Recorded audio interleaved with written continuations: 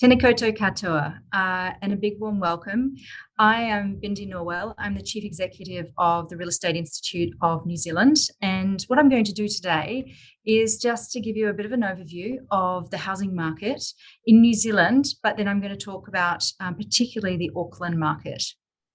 So really, I just wanted to start with wow, we've had a lot of unprecedented times in the housing market, particularly in response to COVID-19. Now, just taking back to around March last year when COVID hit, we thought a lot of economists predicted that the housing market may decline about 15% year on year. And since then, it has been the absolute opposite. They have revised their forecasts a number of times to now they are predicting price growth over the next year. So I always like to start with a map of New Zealand to think about, put things into perspective. And what's really happened, looking at the last year, is we've seen price growth we haven't seen for many years.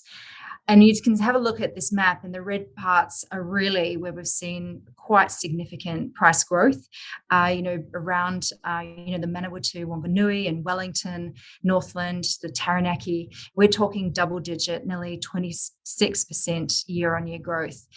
Now, the reason why I wanted to mention this is because people are trying to work out, well, why has this been going on? And there's a number of reasons. So first of all, we've had quite a lot of people had thought that they would traditionally spend money on going overseas. They spend around $10 billion when they can travel overseas. Now, this has been put into now other investments, and property is seen as such a good choice, a long-term investment. People have renovated more and also invested in the property market. And what this has also done is led to a lot of FOMO in the market, so fear of missing out. And because there's the increased competition for certain properties, it's been pushing up prices. And also the Reserve Bank's they took off the LVRs restrictions. So a lot of investors and first-time buyers wanted to get into the market. And obviously we've got record low interest rates at the moment. So what this is really doing is we do not have enough supply to keep up with demand. Is putting pressure on the housing market. So when we think about just looking at the Auckland market in particular, so New Zealand, we've seen a price growth of nearly 16% year on year. We've had a 10% increase on the number of properties sold, and also we've had a number of new listings. But the Auckland market was quite flat for about 2.5, 3 years. And all of a sudden, since probably the last 6 months, it's actually picked up on its trajectory of increasing. And so we hit the $1 million mark. This is looking at the 960s, looking at a full year, but it's hit the $1 million mark, and it's been sitting above $1 million for the last 4 months or so. And what this has meant is it's a 13% increase, and we've had nearly a 30% increase on the number of properties sold in Auckland. But what is positive, we are getting some new listings as well coming into the market. People are thinking it's a fantastic time to sell, but also a fantastic time to buy. And the REINZ House Price Index, this is a fantastic indicator of what's really going on in the market. And it was developed with the Reserve Bank. It's a really good source of housing data. And so we can look at this compared to the median house price, and you can see that the increase in Auckland it's really taken off in those probably the last 5 months. And this is even, so you can see it by the house price index, which is really that it's kind of a lead indicator. It's probably 3 to 4 months ahead of the median price, and it's continuing to have records month on month. And I guess it's a double-edged sword with this. People that are, in the property market at the moment are probably feeling more wealthy and good. The fact that prices are going up, but we also have a number of people across the country, like first home buyers trying to up, and it will impact their ability to get into the market going forward. So it is two sides, and this is why the government is really trying to focus on increasing supply. So there's more properties available in the market, and it will be reduce that pressure on the market. And but we have not been able to build at scale as a country yet, so we will probably continue to see the housing market under considerable pressure. So when we look at, we break down the Auckland market in a bit more detail in terms of suburbs, the TA, sorry. And what it shows is that, we've seen quite significant growth in terms of, that median price change as well as the house price index. I mean, Auckland City alone was, 20% year on year price growth. And I mean, look, I'm not going to go through all this data one by one, but, looking at the North Shore is, taken off quite considerably, as well as, Rodney District as well. And I guess there's just not enough properties to keep up with this demand. It's great to see more building happening, but we'll probably continue to see this growth. So when we look at the top performing suburbs, we broke down, we looked at suburbs that had at least 20 or more sales. We looked at it's around a 3-bedroom property, so we have consistency when looking at the data. And you can see that the Northcote is probably had the strongest growth. This is a year on year from January versus the same time in the previous year, nearly 32% year on year growth for Northcote. And Green Lane, 28%, and Onehunga, nearly 28% as well. So you can see that, these are quite considerable growth. And it's also, if you look at the median price of these areas, the growth has really been in the high end suburbs where it's been, pretty much all of those suburbs are a median price over $1 million.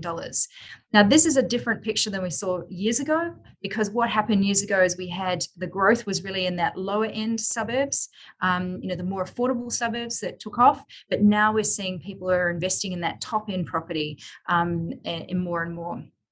And I couldn't resist. We put my notes top 11. It should have been top 10, but then I found Point Chev is number 11 actually, so very, very close to Panmure at one, and Point Chev's median price is nearly 1.7 million. So I had to include that given Selwyn's interest in that area as well. In terms of the bottom 10 performing suburbs, you can see that really there's not that much in terms of price decline. We've seen two areas, Takapuna and Flatbush, have had some price decline, but other than this, most areas across Auckland are pretty much price positive. So you can just see the amount of price growth across the area. So when we brought, I wanted to just really hone in on Point Chev. So our analysts look at around 5 kilometres around Point Chev and what's been going on in that area. And we're able, with our statistics platform, to mark out exactly where we want to have a look at. And you can see that the median price in January is $1.750 million, which is quite significant. And the median price for Auckland is 1. So it's really up there in terms of that median price. But we've seen an increase in price of 24.1% over the last year. And the sales count, which is the number of properties sold, is increased. This is unbelievable, 68%. So what this shows is just a lot of activity around this area. Areas that are proving to be good lifestyle areas, close to beaches and parks, a good community feel with good, access to shops. People are really, there's a lot more interest in it. And I think what's happened with COVID is that people really reassessed what they want to do in their life. One, they want to be, if you're locked down, you want to be somewhere that you enjoy, where you actually can spend time in, and also a lot more interest in community areas. So people, places such as Hobsonville Point, which is sort of a very, community feel. They've got great shops, they've got transport links, they've even got schools if they're applicable. But what's happening is that community side of living has become more and more popular, and you can see it in the apartment, the way that they design apartments now. Some of them even have those community areas or sharing facilities as well. So I think this is really put a lot more demand and pressure on, for those kind of new builds with that community field. So really, if you look at the median days to sell, it's January is around 28 days, and it's actually gone down 8 days from the previous year. So this is a key indicator of how quickly things are transacting. Because there's quite a bit of FOMO in the market and a lot of people are competing for certain properties, what happens is the transaction happens it's much more quick. And I guess what we've been communicating to people is to make sure that people do their due diligence and make sure that they, really do their homework on any property, given it's such a big investment. And it just shows that this area, Point Chev, is a very popular area, and we'll probably can see that continue to increase in price because of the overall market and the popularity of Auckland, and it is back on its start of its trajectory of its price increase. So when I take a look at the housing shortage across the country, and this is really important because we need to understand the level of supply that we need to keep up with the demand. And a couple of years ago, we saw that it was around 100,000 properties we need across the country, and also around 40,000 in Auckland. And at the moment, it's reduced slightly to around 26,000. But when we open up the borders again, it's only because net migration has stopped. It's not as much as we used to have. As soon as the borders open up again, we potentially have more people coming into the country, and also more pressure on that housing supply.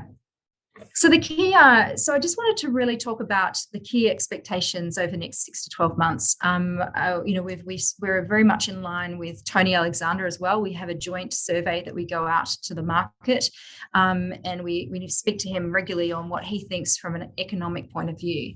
And I guess his key point and our key point is really that spend that people have that they would traditionally spend overseas, the $10 billion, is still being invested into other assets such as the property market. You can get more in rental and rental yields than you can in a bank. Property is seen as a good safe haven in terms of a long-term investment, and it doubles your housing market actually doubles in price every 10 years. So I think that's why there's so much more popularity around the housing market at the moment. And so I think we're predicting that it will continue. They're saying around 10 to 13% over the next 12 months. The LVRs might bring back, might reduce the pressure slightly, very, very momentarily, but we'll probably still continue to see that increase in price. So I guess there's a lot more political focus on the housing market at the moment. Hopefully they can do something to help first home buyers and people get into the market, but also, we just need to be able to build at scale. But overall, I think that it's going to continue. We're going to see house prices increase. We're going to see that continuation of people wanting to invest in property for the short to medium term at least, and over long term, property is actually seen as a very sound investment. But yes, it will be interesting whether we have a prolonged lockdown. But it is great to see that people can buy and sell property all by virtual means now. We've learned a lot in the sector, and that we can now actually just transact and do everything virtually now, which has put us in really good stead to be able to support people with their buying and selling decisions. So thank you so much for your time. I just hopefully this has given you a little bit more information on the housing market. So thank you for your time.